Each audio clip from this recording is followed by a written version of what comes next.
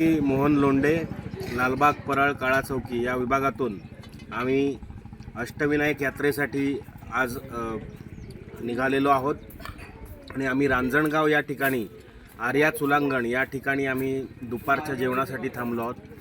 तर सांगण्याचं तात्पर्य हे की खूप सुंदर असं घरगुती जेवण, घरच्यासारख्या चपात्या, त्यानंतर मेथीची भाजी, मटर पनीर आणि सांबर ज्याच्यामध्ये शेवग्याच्या शेंगा, तर आणि त्याचबरोबर स्वीटसुद्धा आहे, ठेचा आहे, पापड आहेत आणि त्यानंतर हे सलाड आहे।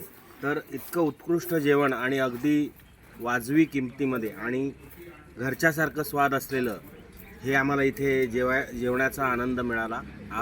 आज मी हे एवढ्यासाठीच सांगतोय की तुम्ही जर कधी या मार्गाने येत असाल तर नक्की या ठिकाणी भेट द्या।